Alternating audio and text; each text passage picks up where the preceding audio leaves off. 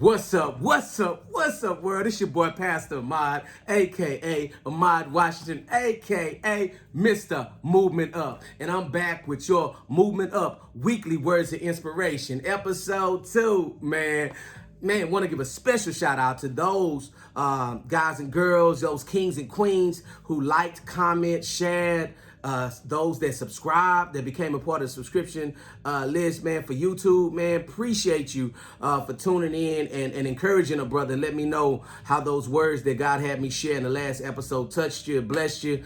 Please continue to do that, man, because that keeps a brother gassed up. And just, man, that's enough motivation, man. Just like, man, that God allowed me to say something that touched, that inspired, that encouraged, that challenged somebody's life to be a better version of themselves than they are at the moment before they heard that message, man. So, man, appreciate it. Man, today I want to share a little bit based upon, man, the experience I had today.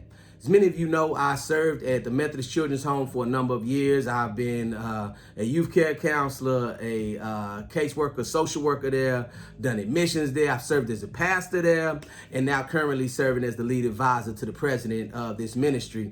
But during that course of time, man, I have encountered a bunch of wonderful young people and families through my time of service there. And in that course, a lot of those relationships have stuck and people have stayed in contact. And so I was talking with one young queen who used to be at MCH today, and just, you know, she had called and just was checking in, seeing how life was going, how she was doing, seeing how me and my family were doing.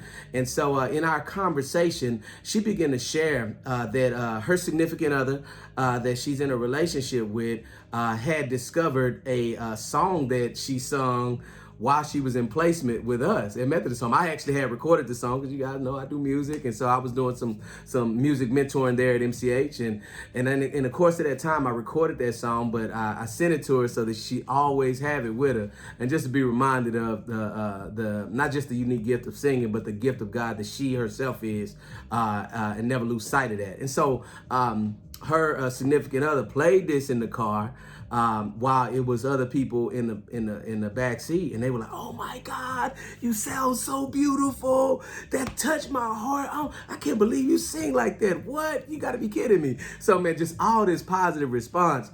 And so this young lady, you know, in talking to me about that, what occurred to me, and in my conversation with her, what I brought up to her was like, "Hey, young queen," obviously I called her by name, but was that, "Hey, you're familiar with council culture, right?"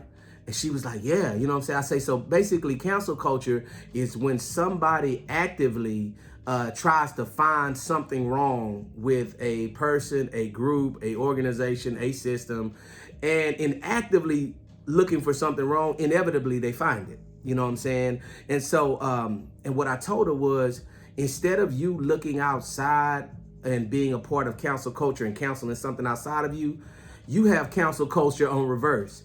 You're looking at yourself and you're, thinking these negative thoughts about yourself, canceling the gift of God that is inside of you, because you keep looking at it and you're like, I don't sound that good. Like, even though time and time again, people have told this young lady, "Man, every time you sing, it touches my heart. It speaks to me." People have been in tears, literally, seeing this young lady sing and hearing this young lady sing. And so, but because of her mindset, she has continued to downplay and not even use the gift and the talent that she has. You know what I'm saying? And so, man, what that brought my mind to was Proverbs 18 and 16. It says, "A person's gift makes room for them and brings them before great people." A person's gift makes room for them and brings them before great people. And so, man, just, sharing that version of it. But, man, I want to talk to you guys today about be careful that you don't counsel yourself.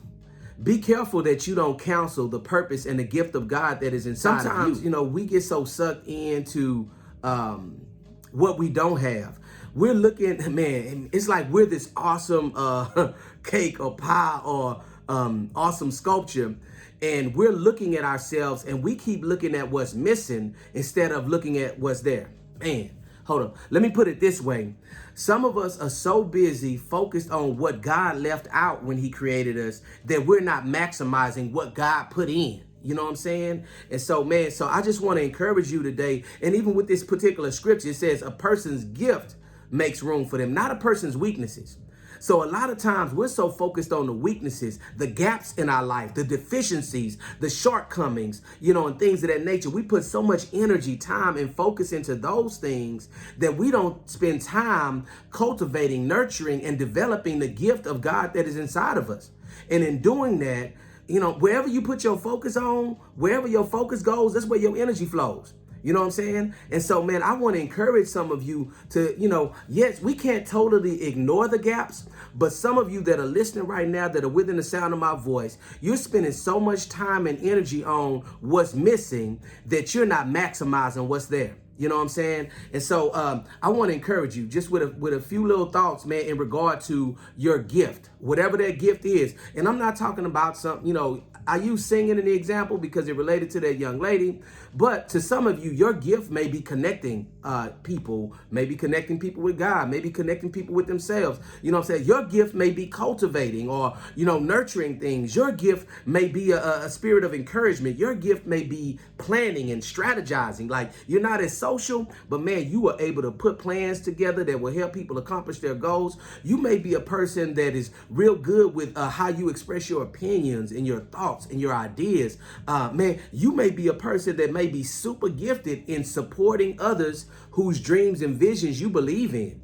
That you have a gift and an art with how you support and undergird somebody in such a way to help them accomplish their goals, and you celebrate with them. You're not, as long as you're acknowledged, you know what I'm saying, and shown love and respect, like, you can rock with that. You don't have to be the front man. And then there's some of you, you know what I'm saying, that God is calling you to lead. God is calling you to take charge and to become the pilot of your own destiny and situation. And because you keep looking at what's missing and not focusing on what's there from God, you're missing out.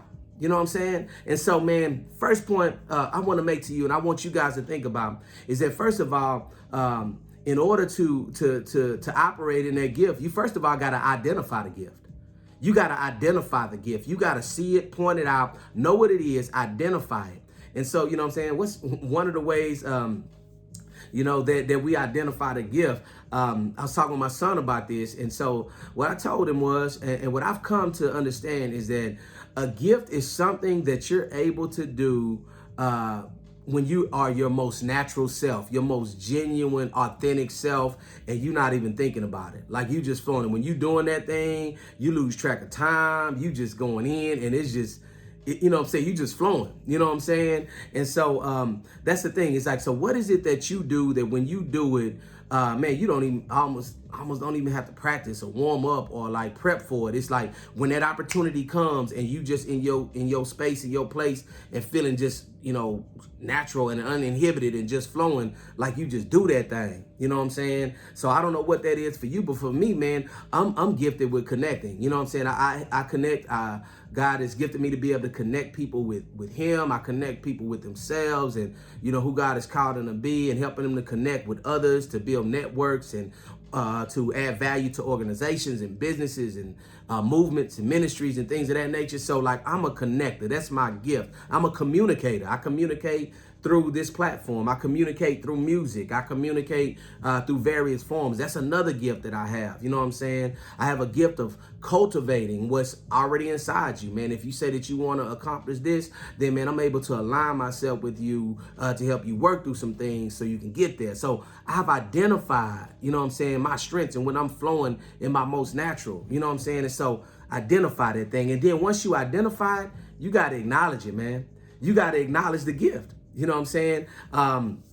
So, part of it is just saying, like, bro, like, I have this. So once I see it, man, I have this. You know what I'm saying? Stop downplaying it, because sometimes you'll get a compliment or an encouraging word about you and get, oh, man, it ain't that special. No, man, receive that. You know what I'm saying? Man, thank you for that encouraging word. I needed to hear those words, man. I appreciate that. You don't have to get arrogant with it. You know what I'm saying? But you're just like, man, thank you, man. I really needed to hear that, man. I appreciate that. You know what I'm saying? So identify, acknowledge, The third one is cultivate. Cultivate that thing. Because once you acknowledge, identify it and acknowledge it, then you got to do things around it to build it up. Get educated and get mentored by others who are walking in that gift. Man, when it comes to the music, I have a talent for it and a passion for it. And so I chose to get educated around some things. Basic music theory. Get educated in how to use these devices and how to record and get a quality vocal and things of that nature. So, what I'm saying? That's what it means to cultivate, is that you got to be willing to be a student.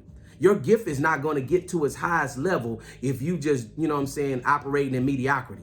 You know what I'm saying? Once you identify the gift, you ought to desire to walk in excellence with that gift. And if that means getting some lessons, if that means getting some mentorship, if that means paying for somebody's time, hey man, can I just sit down and pick your brain? Because I have some questions about this. I have this gift and I've identified and I see you're walking in it. And I just want to know how you got to the place that you are. Can I buy you lunch? You know what I'm saying? Or whatever. Can I pay you for your time? Whatever the case may be, you got to get there. You got to be willing to invest and make sacrifices so that you can cultivate the gift of God that is within you. And then once you cultivate it, man, once you, educate, then it's time to operate. You know what I'm saying? It's time to operate inside of that gift, man. Operate in that gift. And, you might have an opportunity at your job where you're like, hey, man, I want to volunteer to be on this committee. I want to volunteer to help plan this. Or I want to,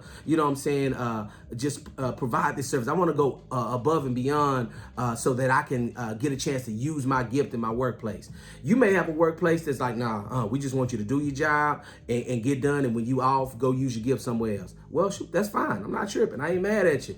You give me a paycheck for what I'm doing there, I'm going to go and find another space in a place where I can operate in my gift, or I can create a space in my house. I can, whatever it is, you don't have to be confined. Do not wait on somebody else's permission in order to operate in your gift. And by that, I mean, once you show respect, if it is something where you want to volunteer at your job and offer a service or to help be a volunteer and be a part of something, and they say no, I can't get mad at you because that's owned by that business, that company, that visionary, that business owner. And I have to respect how they want to operate and do their thing. But their no does not mean that I have to continue to not operate in what I'm gifted in. Their no just saying is that I can't do it there. And so I have the authority and I have the freedom to create opportunities for myself to operate in my gift, in my home, in other spaces. I may can volunteer and do some things in my church or, or whatever the case may be, in a community, at a whatever, so don't be limited just because the people that you want to get on board don't get on board. Because if you continue to suppress the gift of God that's within you, what you're doing is you're burying treasure. There's a treasure that's inside of you. And instead of taking it out and putting it on display to the world to bring God glory and to be a blessing to others, you've instead taken it out and buried it and hid it, like the person with the talent in the story that Jesus told in the parables in the Bible, man. So, operate in that thing. You know what I'm saying? And so, and I want to say this in closing, that if you identify, acknowledge, cultivate, and operate in your gift, man, you will be a lot happier. You'll be a lot less stressed. You know what I'm saying? And you will be a lot more fulfilled in your life. Even if you're doing a job, a 9-to-5, that maybe you're just not feeling as much. But if you get opportunities away from that space and that place to operate and utilize your gift, it's going to refuel you and motivate you to where, it might turn into a business. It might turn into supplemental income for you. It might turn into something, but you're not doing it for that. You're doing it because it fulfills you. You're doing it because you are being your most authentic self in those moments when you're operating in a gift. And that has more value to you than silver and gold. That has more value for your health, you know what I'm saying, and your own mental health and physical health and well-being. And so, man, I want to encourage you to identify, acknowledge, cultivate, and operate in the gift of God that is inside of you. Because as the scripture says, a person's gift will make room for them and bring them before great people. If you want your gift to make room for you, you got to identify, acknowledge, cultivate, and operate in that gift. And when you do that, man, God's going to continue to create opportunities for you to bring glory to him and for you to impact the world and add value to your environment in ways that help others be the best version of themselves that they can, and in ways that ultimately will bless and elevate you and edify you in a way that really helps you feel real good, man. And so again, thank you for your time. Thank you for tuning in. I pray that this was a blessing to you. Be encouraged, and man, walk in your superpower. Have a great one, man. God bless you. Movement Up's weekly words of inspiration. Deuces.